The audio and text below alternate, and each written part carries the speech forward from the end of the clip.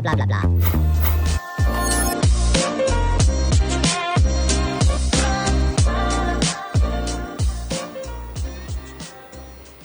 Bonjour à tous et bienvenue dans un nouvel épisode de La Parole A, votre émission où un invité prend le micro et on lui laisse la parole ici sur le comptoir des éleveurs.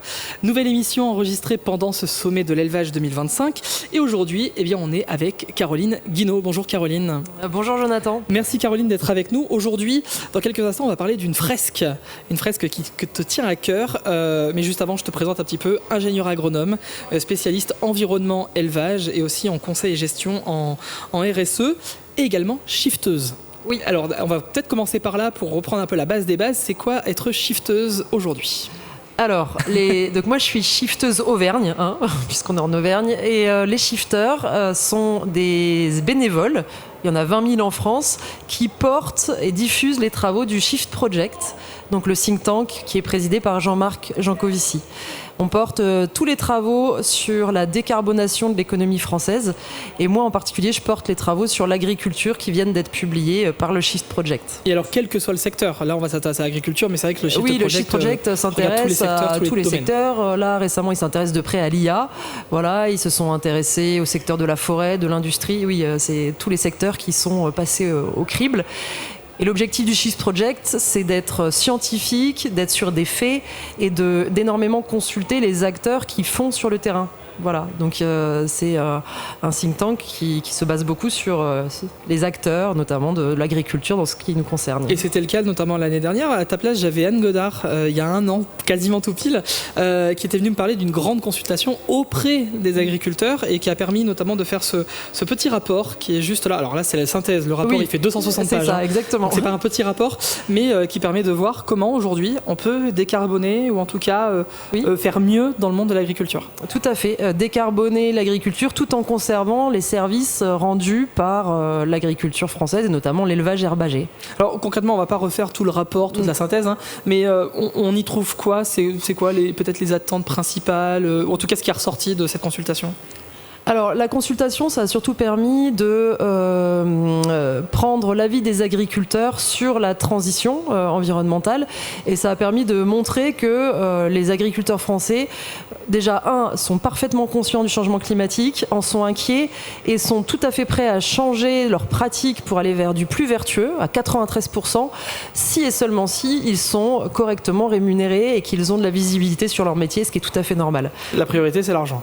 Alors c'est pas c'est pas ça que ça veut dire. C'est rémunéré, oui. Enfin, c'est d'arriver à pouvoir vivre de son métier et oui, changer ses pratiques quand il le faut, mais pouvoir en vivre correctement. Alors, toi, tu es venu avec plein de choses et on va le montrer justement aussi aux gens qui nous suivent. Tu es venu avec cette fresque. Ça, c'est la nouveauté de cette année. Oui. Quelque chose qui est hyper important pour le Shift Project. C'est la fresque de l'élevage herbivore durable. Déjà, avant de la montrer et de voir en quoi elle consiste, pourquoi et dans quel sens elle a été créée, cette fresque ? Alors déjà, c'est un produit qui a été imaginé, c'est une idée du sommet de l'élevage. Le sommet de l'élevage a participé à la Convention des entreprises pour le climat. C'est un parcours pour aider à transformer son modèle économique et aller vers du plus vertueux.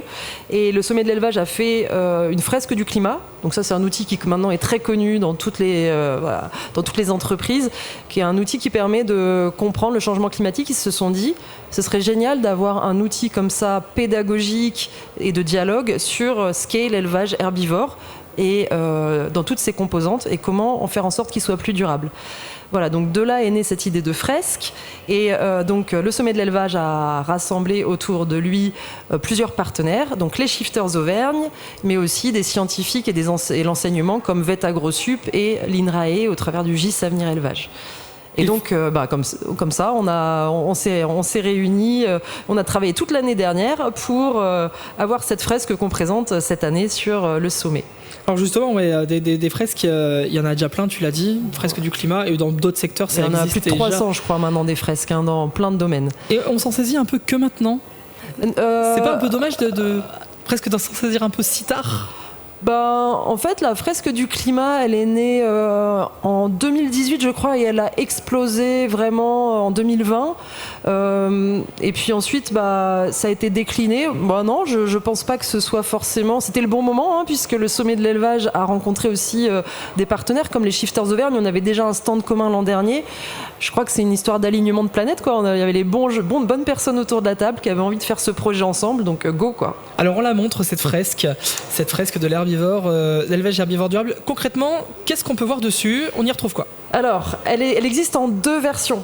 Il y a une version rapide qui est formée par ce paysage d'élevage, qui est très complet, très détaillé, et qui permet d'avoir déjà une animation qui peut se faire de manière assez rapide, de 15 à 45 minutes selon le niveau de détail dans lequel on veut aller. Et la façon dont ça se joue, donc on a un grand stand parapluie qui représente ce paysage-là, et on invite les participants à repérer sur ce dessin quels sont les impacts positifs de l'élevage sur son environnement et son territoire, et les impacts négatifs de l'élevage sur l'environnement et le territoire.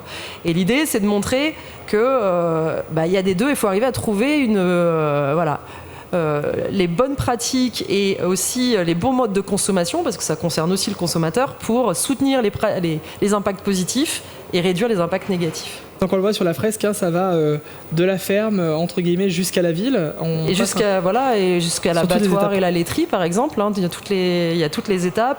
On y voit beaucoup de prairies. Il faut rappeler que l'élevage herbivore en France, il est constitué les surfaces qui nourrissent les herbivores, c'est 83% de prairies. Donc on voit beaucoup de prairies, d'herbes, avec différents animaux dessus, donc des vaches laitières, des vaches allaitantes, donc race à viande. On y voit aussi des chevaux, des chèvres et des moutons, donc les herbivores dans leur ensemble. On y voit aussi des cultures, parce qu'il faut aussi un peu de culture pour nourrir les animaux. On y voit différentes cultures, donc de la luzerne qui capte du carbone. On y voit aussi du maïs, des céréales. On voit aussi des nouvelles techniques émergentes comme l'agroforesterie. Voilà, ça permet aussi de discuter de ça. On y voit des énergies renouvelables qui sont aussi une nouvelle production de l'élevage herbivore au-delà de la viande et du lait. Et donc il y a plein de détails, de la biodiversité. On voit un petit renard, on voit même un ratopier là. Bon, c'est plutôt négatif dans les prairies, mais voilà. Donc il y a plein de détails, et donc selon le niveau de connaissance des participants, ça leur permet de faire le point sur leurs connaissances et puis d'en apprendre davantage. Donc par exemple. Oui, parce que je te vois avec un petit stylo. Ouais, voilà. Donc on a comment ça marche ? Donc les gens sont face au stand parapluie, ils regardent ce paysage dans le détail et puis ils vont réfléchir en petits groupes. Qu'est-ce qui me semble positif, qu'est-ce qui me semble négatif ? Alors il y a des choses qui sont consensuelles. Par exemple, la prairie de montagne, hop. Un petit plus. Tu vois, on met un petit plus. C'est d'accord, donc là, petit plus ici, histoire de montrer que ces prairies-là, c'est plutôt OK. C'est positif. Alors évidemment, après, on demande pourquoi c'est positif. Ça entretient des surfaces non labourables, ça permet de prévenir les avalanches, ça fait des paysages ouverts. Donc voilà, comme ça, on peut compléter la connaissance. Les haies, tout le monde trouve ça positif. Pourquoi c'est positif ? Donc là, on laisse les gens parler, ça retient le sol, ça fait des abris pour les animaux, et puis on complète. Ça évite l'érosion, ça peut faire du fourrage complémentaire, ça fait un réservoir de biodiversité, etc. Alors il y a aussi, on parle pas que du positif, on parle aussi des choses à limiter. Là, tu vois, par exemple, on a une petite station-service avec un tracteur dedans. Et juste à droite, ici, qu'on montre bien à la caméra. Ouais, c'est ça. Les énergies fossiles, on en a tous besoin dans tous les secteurs d'activité, mais on sait que d'une part, ça émet des gaz à effet de serre, et d'autre part, c'est une ressource qui est en train de se raréfier. Voilà. Oui. Donc, dans l'agriculture, on a besoin de carburant, et en même temps, il faut voir comment on peut limiter. Il faut voir comment on peut limiter. Il faut rappeler que l'Europe ne produit quasiment aucun carburant. On est dépendant de l'importation. Ça, là, on voit un petit bateau. Ici, tu vois. Tout à gauche en haut. Ouais. Donc c'est un paysage imaginaire, hein, on est d'accord. Il n'y a pas de mer dans le Massif central. Oui, l'idée c'est de schématiser l'ensemble de l'élevage herbivore français en gros. Voilà. Et donc ce bateau, il représente à la fois des importations potentielles de soja, Donc il n'y en a pas beaucoup en élevage herbivore, mais il y en a quand même. Donc comment le limiter? Parce que ça vient d'Amérique du Sud, en général de zones déforestées. Mais ça représente aussi l'importation de viande du Mercosur. Et là aussi, il est absolument nécessaire de protéger nos élevages français des importations qui sont moins disantes, de viande qui est produite dans des systèmes beaucoup moins vertueux. Voilà, et donc on peut faire le point sur différentes choses. Donc là on a un petit zoom sur le sol, on voit que c'est un sol avec une prairie qui est très riche, il y a de la vie dans le sol. Pourquoi c'est riche le sol d'une prairie? Parce qu'il y a de l'herbe présente toute l'année, parce qu'elle est quasiment pas traitée, parce que les animaux la fertilisent avec les bouses. Donc ça permet d'avoir une vision d'ensemble de l'élevage herbivore et puis aussi de toutes ses composantes. Et ça permet aux gens qui connaissent vraiment pas de se dire ah bah oui, ce paysage que je vois autour de chez moi, bah, il est complètement lié à l'élevage en fait. Je m'en rendais pas compte. Oui, parce que justement, le but de cette fresque, c'est de s'adresser à ceux qui ne s'y connaissent pas. C'est d'être au plus proche du grand public. Alors, ouais, mais en fait, là, on a eu plein de contacts sur le sommet et il s'avère que ça peut toucher plein de cibles différentes. Ça intéresse énormément les enseignants en lycée agricole, en BTS ou Bac Pro, parce qu'ils disent c'est une super introduction à un cours sur la durabilité. Carrément. On voit tous les aspects et après on peut zoomer. On peut zoomer sur les gaz à effet de serre. Alors les gaz à effet de serre, on les voit pas, mais on les évoque au travers des énergies fossiles ou du méthane. On peut zoomer sur la biodiversité. On peut zoomer sur la vitalité rurale. Donc ça fait une super intro. Ça peut être aussi utile pour des industries agroalimentaires qui veulent former des collaborateurs qui travaillent sur du lait ou de la viande, mais qui ne savent pas ce que c'est que l'élevage. Ça peut être utile pour des collectivités en zone rurale pour comprendre quel est le rôle de l'élevage et comment le soutenir. Donc finalement, il y a plein de cibles différentes. J'ai une question, je vois la carte, je ne sais pas si on peut la remettre à l'écran. Sur la carte, tout en bas à droite, je vois une jeune femme avec des petits drapeaux et je reconnais notamment le drapeau français et européen. Oui. Ça veut dire quoi? Et alors tu vois pas, mais elle a elle a une assiette aussi. Et qu'est-ce que je mange et comment je fais pour mieux manger? C'est ça.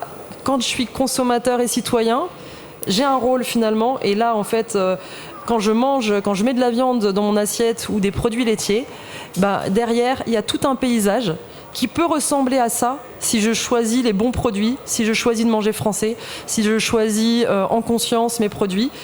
Et ça serait un paysage totalement différent si je choisis de la viande du Mercosur, par exemple. Ouais. Voilà. Donc c'est aussi responsabiliser le consommateur dans sa consommation et dans ses choix politiques aussi, dans ses choix de vote. Ceux qui sont en face de la fresque, c'est une manière de leur dire, c'est aussi vous. C'est pas que ceux qui produisent, c'est aussi ceux qui sont et c'est aussi pour ça qu'on montre la filière au travers de la laiterie et de l'abattoir. Parce qu'évidemment, si à l'aval des éleveurs et des éleveuses, il n'y a pas une demande claire pour des produits de qualité et un soutien des bonnes pratiques, ça ne pourra pas fonctionner. Et c'est vraiment ce que dit le Shift Project. L'éleveur, il n'est pas tout seul à pouvoir mettre en place et développer ces bonnes pratiques. Il faut qu'il soit soutenu par des politiques cohérentes, par des filières qui en veulent et par des consommateurs qui soient aussi cohérents. Alors tu es venu avec cette carte, mais tu as aussi des cartes. Des petites cartes, t'en as plein. Est-ce que tu peux nous dire en quoi ça consiste, comment ça fait écho à ce qu'on vient de voir? Oui, tout à fait. Alors ça, c'est la version plutôt à la fois qui peut se jouer plus rapidement et pour un public peut-être moins connaisseur, qui veut avoir déjà une première base. Et alors la version carte, c'est le niveau 2. Ouais. Et donc c'est comme le principe des fresques qui sont bien connues, la fresque du climat. Donc on a un groupe de 8 personnes à peu près qui vient pour un atelier de 3 heures. Donc là c'est vraiment beaucoup plus long. Et le principe c'est de reconstituer ce qu'on vient de voir sur ce dessin, mais avec des cartes. Et plus en détail. Beaucoup plus de contenu parce que donc par exemple là on a la carte troupeau. Ouais. Voilà. Donc on voit des schémas ou un peu ce qu'on voit sur la on voit carte. Les différents types d'herbivores. On voit aussi le système digestif de la vache pour rappeler que les herbivores ont la formidable capacité de digérer l'herbe. Ok. Et donc au verso, on a un petit texte avec des chiffres clés. Et donc ça permet d'en apprendre plus sur chaque composante de la fresque. Voilà. Donc là, on voit les troupeaux, comment ça marche, qu'est-ce qu'ils consomment, etc. Combien il y a d'herbivores en France, comment a évolué le cheptel. Alors, donc ça, c'est une carte du lot 1 parce qu'on a plusieurs lots. Ok. Ça se joue en 3 Parce que heures. voilà, je me permets de les emprunter, hein, mais Oui. si on regarde très rapidement, là vous voyez à la caméra, il y a un nombre pas infini, mais 40. Une il y a quarantaine. énormément de cartes. Déjà, Voilà. quand on a fait toutes les 40, je pense qu'on est pas mal. Ouais, donc là j'en ai sélectionné quelques-unes pour vous montrer, mais donc on commence par la base. C'est quoi une ferme d'élevage? Donc il y a des animaux, Ouais. il y a des surfaces pour les nourrir. On Surfaces parlait dédiées. voilà, et on parlait tout à l'heure de la part de prairies. Donc rappelez que en France, les herbivores, ils sont liés à 83% de prairies. 83% des surfaces Ouais. qui leur sont dédiées pour l'alimentation, ce sont des prairies. Ce qui n'est pas anodin. Des fois, on entend dire que les vaches ne mangent plus d'herbe, c'est pas vrai. Et puis, il y a d'autres cartes qui sont un peu plus spécifiques. Celle-là, je l'adore. La bouse. Bouse, fumier, lisier. Ouais, Faites-moi un gros plan dessus. voilà, donc ça c'est génial. C'est de la fertilisation naturelle. C'est le caca des vaches et des moutons, c'est génial. D'ailleurs, voilà, tous les effluents, même humains, devraient être recyclés. C'est de la matière organique. Mais en tout cas, dans une ferme, c'est de l'économie circulaire. Les bouses et les fumiers ne sont jamais gâchés. Ils retournent à la terre et ils viennent fertiliser le sol. Ça évite des engrais minéraux qui viennent de Russie, par exemple. Alors là, j'ai l'impression que cette carte de bouse, tu l'aimes bien. Non, mais je l'aime bien. Ouais. Non, mais c'est parce que. Ouais, Est-ce qu'il y a, alors je me permets, est-ce qu'il y a une carte qui dans le lot intrigue toujours, un sujet qui interroge là dans les premiers retours que vous avez eus sur cette fresque, vraiment un sujet qui est un peu prégnant. Alors. On n'a pas encore c'est tout nouveau, donc peut-être on n'a pas encore assez de recul, mais il y a une carte en fait qui est souvent oubliée quand on a décrit le système ferme. Donc voilà, une ferme c'est des animaux, un éleveur, des surfaces, et on dit qu'est-ce qui rentre dans cette ferme pour produire du lait ou de la viande. Souvent les gens pensent aux intrants, donc aux engrais ou au fuel, aux énergies fossiles. Et même les éleveurs, ils pensent rarement à nous parler de ça. Alors on le montre bien, énergie solaire, photosynthèse. La photosynthèse, c'est le moteur principal de toute exploitation agricole.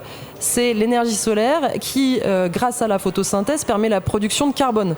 Donc le carbone, il n'est pas amené par des énergies fossiles, il est amené par l'énergie solaire. Et ça permet de faire pousser de l'herbe, des plantes qui sont ensuite nourries par les vaches. Donc ça, c'est voilà. Souvent, on pense pas, et c'est la grosse différence avec l'industrie ou le secteur tertiaire.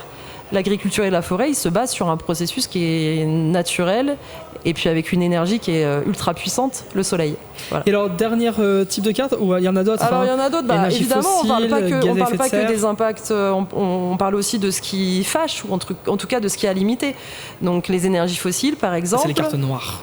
Voilà, exactement. Et les gaz à effet de serre, qui sont des fuites de carbone et d'azote, par exemple. Okay. Voilà, on parle de ça. Et puis, on réouvre aussi sur toutes les externalités positives, c'est-à-dire les impacts, parce qu'une ferme ne produit pas que du lait ou de la viande, elle produit aussi des paysages d'élevage, elle produit des emplois, du tourisme. Rural, tourisme, voilà, bien sûr. On remarque bien que le tourisme et la randonnée, ça se fait plus dans des paysages d'élevage que dans des paysages de grande culture. C'est vrai. Hein. Voilà. Et après, on a aussi des petites cartes roses comme ça où on montre les produits. Oui, ça c'est même les premières composes. Voilà, les premières composes, voilà, qu'est-ce qui permet, comment on produit du lait et de la viande, qu'est-ce qu'il faut pour produire tout ça. Okay. Et finalement, il faut un système complexe et l'idée c'est de montrer que derrière cette viande rouge qu'on a dans notre assiette ou ce lait, encore une fois, il y a un paysage qui peut être très très chouette. Caroline, est-ce que cette fresque, c'est surtout pour permettre aussi de renouer le dialogue entre la société, les consommateurs et les agriculteurs, un dialogue qui peut-être s'est un peu effrité, parfois rompu? Oui, tout à fait, c'est un outil de dialogue. Alors pourquoi ça s'est effrité et ça s'est rompu? Parce que déjà, il y a de moins en moins de personnes qui sont proches du milieu agricole. On se rend compte que même des ruraux, parfois, demandent... Enfin, moi j'ai déjà eu cette question dans le Cantal, est-ce que les vaches mangent encore de l'herbe? Je ne sais pas, regarde autour de toi. Enfin, mais en même temps, voilà, il y a une déconnexion du monde, enfin des citadins, même des citadins ruraux, avec le fonctionnement d'un élevage. Et il est temps de reconnecter.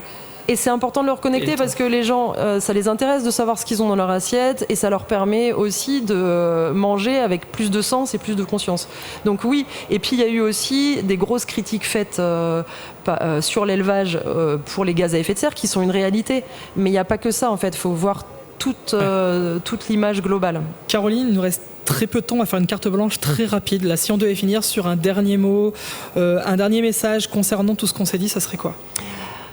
Écoute, pour reboucler sur le dialogue, moi quand je suis arrivée dans la filière d'élevage bovin et ovin il y a 15 ans, c'était une création de poste, parce qu'il y avait eu un rapport de la FAO qui me disait que l'élevage polluait plus que les transports. Je suis super contente que 15 ans après, on ait Jean-Marc Jancovici, le Shift Project et les shifters en plein cœur du sommet de l'élevage qui travaillent avec le sommet, qui remplissent une salle et qu'il y ait ce dialogue qui soit créé. Ce qui fait que dans ce rapport, on a une approche beaucoup plus globale de ce qu'est l'élevage avec aussi toutes ses composantes positives et que côté éleveur aussi, il y a une écoute vraiment attentive de ce que raconte le Shift Project et Jean-Marc Jancovici. Merci beaucoup. Caroline Guinaud, merci pour cette fresque de l'élevage herbivore durable et qui est amenée à grandir, j'en suis sûr. Merci beaucoup et merci à vous de nous avoir suivis aussi pour ce nouvel épisode de La Parole A et bien sûr encore plein de contenu à retrouver sur le comptoir des éleveurs. À bientôt.